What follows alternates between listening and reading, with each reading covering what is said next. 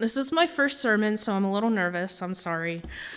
I didn't add this in here, but I think it's really important to note that if you're here and you're feeling kind of lonely and depressed because of everything that's going on, you're not alone. There's a whole community out there feeling the same way. Almost like everyone in this building right now feels the same way. So if you feel that way, reach out and we will connect you to someone who can help you. We have a pagan group, we have a LGBTQ and ally group. We can make another group. I don't know, people who love the color purple, whatever you want. Okay, I'm just saying if you're out there, you're not alone. So don't isolate yourself. I've been there. Reach out. You are not alone. Also, I'm going to be talking a little bit about suicide in this. So if that triggers you, I will let you know before we get there if you need to step out. It's just important to note with one of the bills we're talking about. So anyway, I'm Casey Jones and I go by they, he. And I'm so grateful to be given this opportunity. I'm a member of UUC, a member of Spiral Moon Grove, our pagan group, and one of the co-chairs of Kaleidoscope Collective, which is our LGBTQ and ally group. If anyone had told me 2 years ago when I stepped into this building for the first time for a Spiral Moon Grove meeting that I would eventually be up here talking about issues facing my community, I probably never would have believed you. This congregation has grown very dear to me, and I want to thank you for the opportunity to speak about these issues. Although I wish this were not necessary and people did not target marginalized communities, I want to say thank you for allowing me and my community to voice our concerns in a safe space during these trying times. When I was in college, I was in a group at Marshall that I will refrain from saying the name of. It was a Christian campus ministry, and they have groups all over the country at various colleges.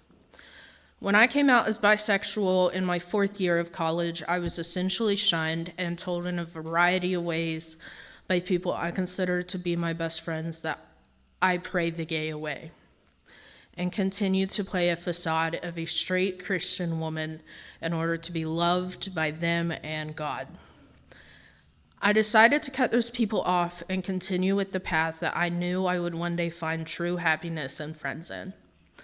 A few months later, my papa had heart surgery and was hospitalized for months after due to complications and having cold and flu-like symptoms that we later figured out was most likely COVID that he contracted from a nurse on the day of his heart surgery. My family accepted my sexuality, but some would make insensitive comments.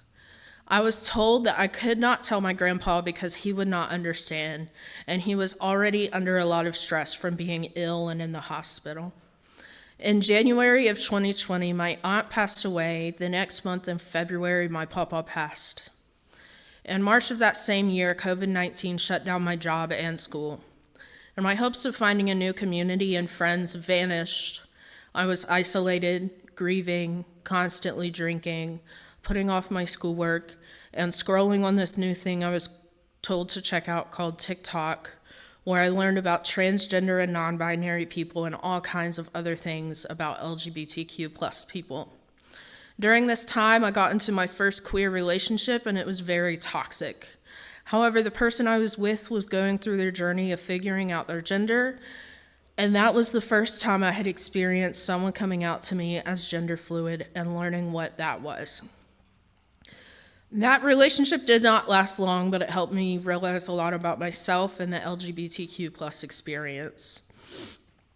After we broke up, I started my own journey of figuring out that I was not cisgender and what that means to me. I found the song I used for the story of all ages not long after everything opened back up, and I was sitting in the library on campus doing some schoolwork and bursted out in tears once I heard the lyrics. Because around that same time, I had realized I was non-binary and began my journey of becoming who I truly was. and would not come out as non-binary to my family for quite some time because I knew they would not understand.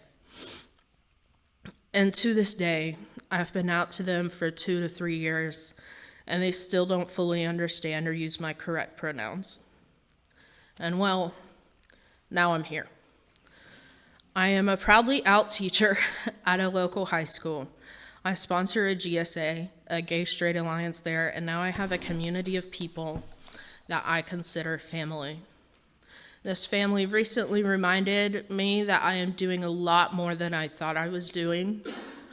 I thought that as the co-chair of Kaleidoscope Collective that I was doing almost nothing compared to the others in the group, but they reminded me that I, in fact, do more than I think I am, and I am so grateful for them and the rest of UC for accepting me and loving me when I am down.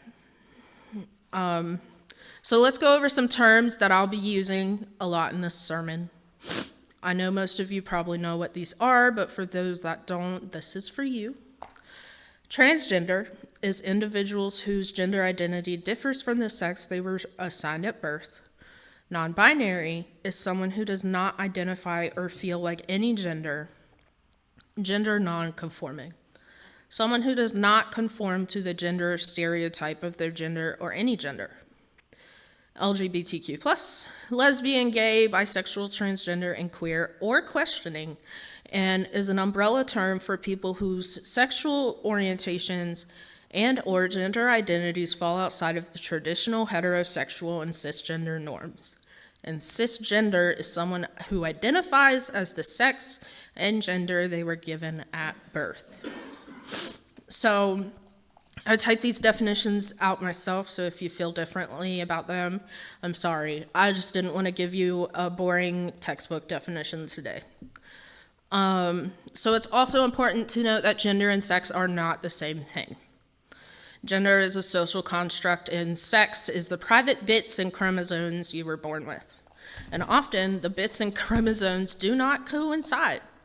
You can be born a male and identify as a male your entire life, and one day learn that you do not have the chromosomes as a man, or you have a uterus in there. You could also be born intersex. You could also be a woman who has a high level of testosterone and look manly. There are a myriad of things that can be proof of why gender and sex are not interchangeable with one another. Also, if you want to get super technical, everyone who identifies as a male and was born male is transgender, since in the uterus, all fetuses start out as female. I don't think I need to inform many of you this, but being LGBTQ+ in today's world is scary, especially if you are gender nonconforming or transgender. Transgender and gender nonconforming people only make up about 1% of the population of America. So the question is, why are we being attacked as if we are a danger to society? I say we are being attacked because currently, as I wrote this sermon, the American Civil Liberties Union is tracking 527 anti-LGBTQ+ bills in America. I reckon there's a ton more out there not being tracked or yet to be introduced.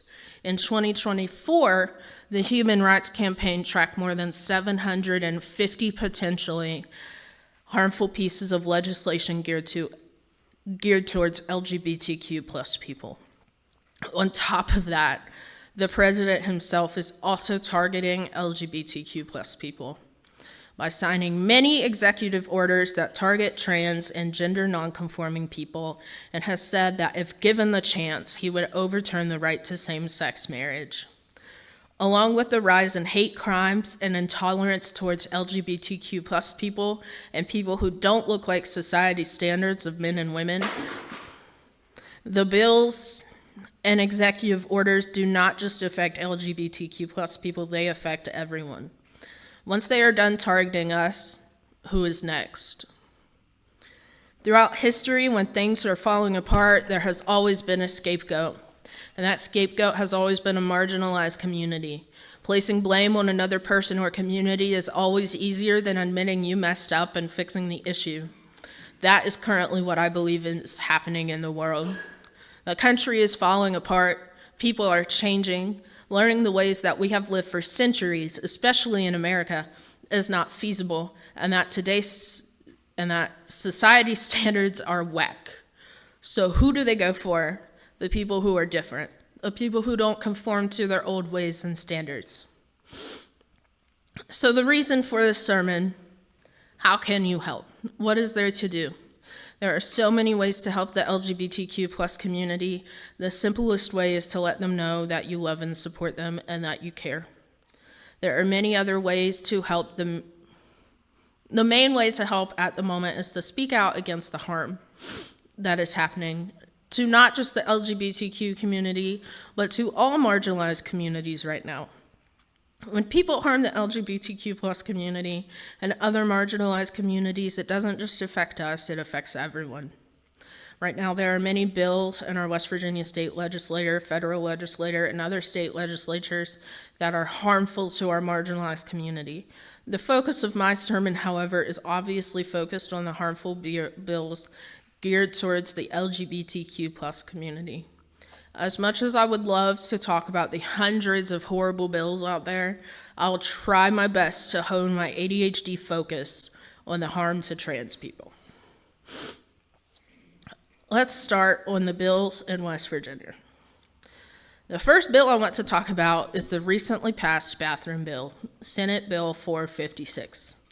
This bill, introduced by our wonderful governor and signed into law as of March 11th, will be a state law in about 3 months' time.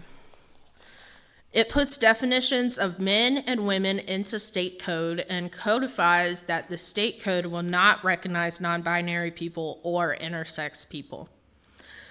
The law also states that one must use the bathroom of their assigned sex at birth in state-owned buildings, domestic violence shelters, public schools, and any state institution of higher education. This bill was propagandized to protect women, but it does everything but that. This law is dangerous. Although it has no legal punishments, it does not mean there won't be any in the future or no harm done to those that enter the bathroom who do not look like today's society's version of a man or woman. This gives free rein to people to bully and harass people who are just trying to use the restroom, regardless of gender identity. It allows easier targeting of trans women and trans men, putting them at risk of being hate crimed. It harms women, men, children, and everyone out there just trying to use a public restroom. It is already illegal to go into a restroom with intent to cause harm. This bill was essentially a pointless way to attack trans people. Okay, so this next part, I'm going to get into the suicide stuff, so if that triggers you, go ahead and leave, and I'm going to give you a minute. Okay, no one's moving, so I think we're good. All right. So the next bill is the forced outing bill in West Virginia. Most of you might be familiar with the Don't Say Gay bill that passed in Florida. Well, our wonderful legislature wants to pass one very similar to that in our beautiful state of West Virginia. This bill, Senate Bill 154, is very dangerous for our already vulnerable LGBTQ plus youth. This bill prohibits any education about LGBTQ plus identity or orientation and requires school staff to out a student to their parents or guardian if a student requests accommodations that are intended to affirm a change in the student's gender identity that is different from a student's biological sex. That was from the actual bill. So in other words, if a student asks to go by a different name, different pronouns, or use a different bathroom than the gender they were assigned at birth, we have to out that student to their parents, regardless of if they are safe at home or not. Let me be very clear about one thing. If a child is not out to their parents about their identity or sexual orientation, there is a reason, and we should respect that reason. As a teacher, especially a trans teacher, this bill scares me a lot because it really scares me about the fact that I probably wouldn't be able to simply tell kids that I am a non-binary teacher and I go by they, he, and I go by Teacher Jones. I could maybe be fired for just saying that because I just taught you about pronouns and said that I'm non-binary. So, yeah. As a teacher, I've been told by many of my students that if they tell their parents that they are LGBTQ+, they will be kicked out, abused, or many other things that are not okay. And these are children we're talking about. And even though they are children, they deserve privacy and the right to come out on their own time, just like everyone else does. LGBTQ+ youth are already at a higher risk of suicide. According to the Trevor Project website, 41% of LGBTQ+ young people seriously considered attempting suicide in the past year. Now, this was data from 2022. This data is probably higher now. Cannot find current data, including roughly half of transgender and non-binary youth. I do not want to bog you down with data and percentages, but I do want to note that if an LGBTQ+ youth has just one supportive adult in their life, they are less likely to commit or attempt suicide. That's just one adult. Just one. That could be a teacher, that could be you, that could be a church person, it could be a janitor, anybody. That, just one. The danger of this bill is astronomical. This bill will make kids fearful of talking to anyone that can give them support, especially kids that need that support. Think of a kid you know. Imagine if they were not able to be themselves at home, not able to express themselves in the way they want to, and then they get to school and they are treated the same way there in fear of being told on by people that are supposed to care about them and be trusted. And God forbid all of this pressure eventually ends up in that child committing suicide because they can't be themselves anywhere and don't feel safe in almost any space that they exist. This bill will not only put LGBTQ+ students at risk, it also puts teachers at risk. This bill tells teachers, counselors, and administrators that they have to out kids to possibly unsafe homes or face punishment. I do not want to do that.